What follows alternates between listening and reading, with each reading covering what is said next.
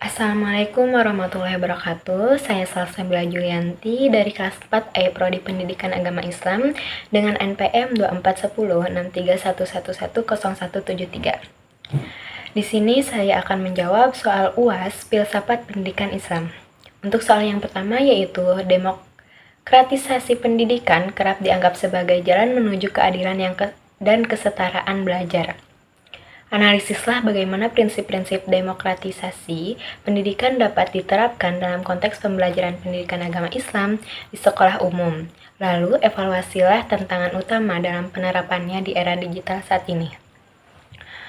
Untuk jawabannya, demokratisasi pendidikan merupakan upaya memberikan hak dan kesempatan yang sama kepada seluruh peserta didik untuk memperoleh pendidikan yang berkualitas tanpa diskriminasi. Dalam pembelajaran PAI, prinsip ini dapat diterapkan melalui pembelajaran yang partisipasif, dialogis, dan menghargai keberagaman latar belakang maupun kemampuan siswa. Guru berperan sebagai fasilitator yang memberikan ruang bagi peserta didik untuk berdiskusi, mengemukakan pendapat, dan membangun pemahaman keagamaan secara kritis dan bertanggung jawab. Namun, penerapan demokratisasi pendidikan di era digital menghadapi tantangan berupa kesenjangan akses teknologi, rendahnya literasi digital, serta maraknya penyebaran informasi keagamaan yang tidak valid.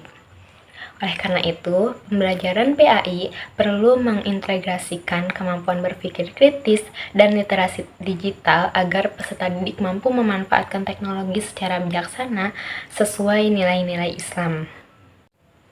Adapun soal yang kedua yaitu Ibnu Khaldun memandang pendidikan sebagai proses bertahap yang memperhatikan aspek akal dan adab. Sintesiskan konsep pendidikan Ibnu Khaldun tersebut dengan model pembelajaran PAI berbasis kurikulum merdeka. Bagaimana Anda akan mengaplikasikan sintesis ini dalam rancangan pembelajaran PAI di kelas menengah pertama atau SMP? Jawabannya yaitu Ibnu Khaldun memandang pendidikan sebagai proses yang berlangsung secara bertahap sesuai perkembangan akal dan kemampuan peserta didik, serta harus disertai pembentukan adab. Konsep ini sejalan dengan kurikulum merdeka yang menekankan pembelajaran berpusat pada siswa dan memperhatikan tahap perkembangan mereka. Dan pembelajaran PAI di SMP, sintesis kedua konsep tersebut dapat diterapkan melalui pembelajaran yang dimulai dari pengalaman konkret siswa, dilanjutkan dengan pemahaman konsep keislaman. Kemudian, diakhiri dengan proyek atau praktik nyata. Misalnya pada materi akhlak, siswa diajak mengidentifikasi permasalahan pergaulan di lingkungan sekolah, mengkaji dalil terkait, lalu membuat program kampanye anti-bullying sebagai bentuk implementasi nilai Islam dalam kehidupan sehari-hari. Dengan demikian, aspek pengetahuan, keterampilan, dan karakter dapat berkembang secara seimbang sesuai tujuan pendidikan Islam dan kurikulum merdeka. Kemudian untuk soal yang ketiga itu, Kiai Haji Ahmad Dahlan menekankan pentingnya integrasi ilmu, agama, dan sains dalam pendidikan. Evaluasilah relevansi pandangan ini dalam menghadapi tantangan dekadensi moral di kalangan pelajar saat ini. Selanjutnya, jelaskan satu desain pembelajaran PAI yang mencerminkan semangat integratif tersebut. Untuk jawabannya, Kiai Haji Ahmad Dahlan menekankan pentingnya integrasi ilmu agama dan ilmu pengetahuan umum dalam proses pendidikan. Pemikiran tersebut masih sangat relevan dalam menghadapi berbagai bentuk dekadensi moral belajar, seperti perundungan, penyalahgunaan media sosial, dan rendahnya kepedulian sosial. Integrasi agama dan sains dapat membantu peserta didik memahami bahwa ilmu pengetahuan harus digunakan secara bertanggung jawab dan berlandaskan nilai-nilai keislaman. Salah satu desain pembelajaran yang mencerminkan semangat integratif tersebut adalah pembelajaran berbasis proyek pada tema lingkungan. Misalnya guru mengaitkan ayat Al-Quran tentang larangan merusak bumi dengan konsep ilmiah mengenai pelestarian lingkungan. Kemudian siswa melaksanakan proyek penghijauan atau pengelolaan sampah. Nah, melalui pembelajaran ini, siswa tidak hanya memahami teori tetapi juga menerapkan nilai agama dalam kehidupan nyata. Kemudian, untuk soal yang keempat, Kiai Haji Hasyim Asy'ari menekankan pentingnya akhlak dalam pendidikan dan sikap tawadu terhadap guru. Analisislah pemikiran ini dalam konteks pengembangan karakter siswa dalam pembelajaran PAI. Bagaimana penerapan nilai-nilai ini dapat mengatasi krisis keteladanan guru di era modern? Untuk jawabannya, Kiai Haji Hasyim Asy'ari memandang bahwa pendidikan tidak hanya bertujuan mentransfer ilmu pengetahuan, tetapi juga membentuk akhlak dan adab peserta didik. Menurut beliau, sikap tawadu kepada guru merupakan salah satu bentuk penghormatan terhadap ilmu yang menjadi fondasi keberhasilan dalam belajar.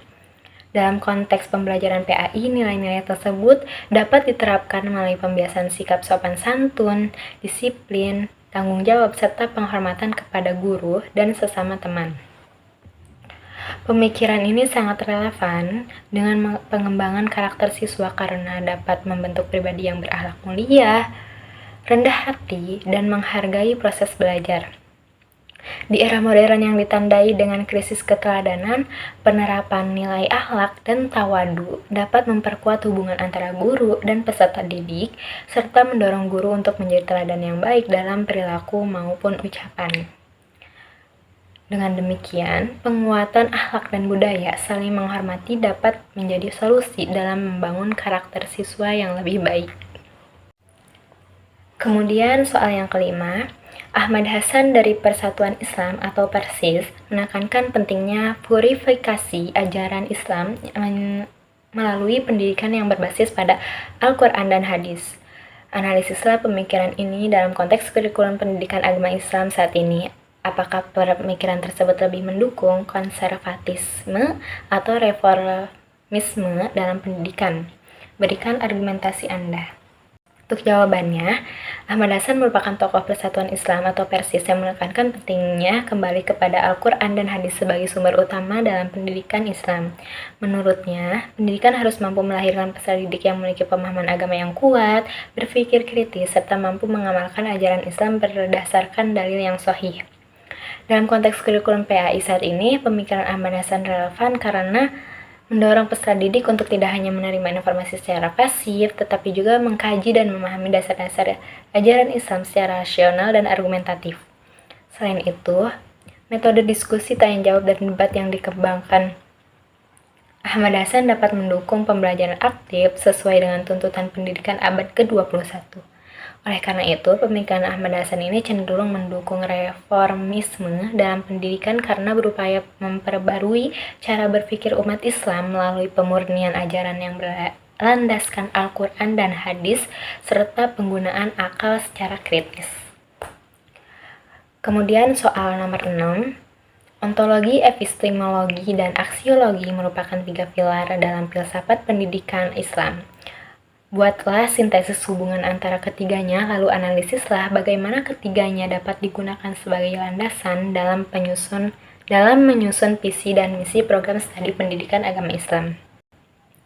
Untuk jawabannya, ontologi, epistemologi, dan aksiologi merupakan 3 pilar utama dalam filsafat pendidikan Islam yang saling berkaitan dan tidak dapat dipisahkan. Ontologi ini membahas hakikat manusia, ilmu, dan pendidikan dalam perspektif Islam, yaitu bahwa manusia merupakan makhluk Allah yang memiliki potensi jasmani, akal, dan spiritual yang harus dikembangkan secara seimbang. Adapun epistemologi menjelaskan sumber dan cara memperoleh ilmu yang berasal dari wahyu, akal, serta pengalaman empiris. Sehingga pendidikan Islam tidak hanya berlandaskan rasio, tetapi juga nilai-nilai ketuhanan. Sementara aksiologi itu menekankan tujuan dan manfaat ilmu, yaitu untuk membentuk insan yang berakhlak mulia, bermanfaat bagi masyarakat, serta mampu menjalankan tugasnya sebagai khalifah di bumi. Nah, dalam penyusunan visi dan misi program studi pendidikan Islam, program studi pendidikan agama Islam, ketiga aspek tersebut dapat menjadi landasan untuk menghasilkan lulusan yang unggul dalam penguasaan ilmu keislaman, memiliki integritas moral, serta mampu mengintegrasikan nilai-nilai Islam dalam kehidupan dan profesinya. Kemudian di soal yang ketujuh, Said Naqub Al-Atos memperkenalkan konsep ta'dib sebagai orientasi utama pendidikan Islam. Evaluasilah konsep ini dalam perbandingannya dengan tujuan pendidikan nasional. Bagaimana konsep ini dapat diterapkan dalam penyusunan RPP pada mata pelajaran pendidikan agama Islam? Untuk jawabannya, Syed Muhammad Naqib Al-Atos memperkenalkan konsep ta'dib sebagai tujuan utama pendidikan Islam, yaitu proses penanaman adab yang mencakup pengenalan dan pengakuan terhadap tempat yang tepat bagi manusia, ilmu, dan Tuhan dalam kehidupan. Konsep ini memiliki kesesuaian dengan tujuan pendidikan nasional yang berupaya membentuk peserta didik yang beriman, berakhlak, mulia, bertakwa, dan cerdas, serta bertanggung jawab. Namun, Al-Atos ini menekankan bahwa keberhasilan pendidikan tidak hanya diukur dari penguasaan ilmu dan keterampilan, tetapi juga dari terbentuknya adab yang baik dalam diri peserta didik. Dalam penyusunan RPP PAI, konsep ta'dib dapat diterapkan dengan merancang tujuan pembelajaran yang mencakup aspek pengetahuan, sikap, dan perilaku secara terpadu. Dengan demikian, pembelajaran PAI tidak hanya menghasilkan siswa yang memahami materi agama saja, tetapi juga mampu mengamalkan nilai-nilai Islam dalam kehidupan sehari-harinya. Dan di soal yang terakhir, yaitu Ismail Roji Al-Faruqi mengusulkan Islamisasi ilmu pengetahuan sebagai pendekatan dalam pendidikan tinggi Islam. Berdasarkan pandangannya, rancanglah atau jelaskan satu model pembelajaran interdisipliner antara PAI dan ilmu sosial, misalnya sosiologi atau ekonomi yang bisa diterapkan di sekolah. Nah, untuk jawabannya, Ismail Roji Al-Faruqi mengemukakan gagasan Islamisasi ilmu pengetahuan sebagai upaya mengintegrasikan nilai-nilai Islam dengan ilmu pengetahuan modern sehingga tidak terjadi dikotomi antara ilmu agama dan ilmu umum. Berdasarkan pandangannya, model pembelajaran interdisipliner dapat diterapkan dengan menghubungkan materi PAI dan kebutuhan pada tema zakat, infak, serta kesejahteraan sosial. Nah, dalam pembelajaran ini, siswa mempelajari dasar hukum zakat dari Al-Quran dan hadis, kemudian menganalisis peran zakat dalam mengurangi kemiskinan menggunakan konsep ekonomi dan sosiologi.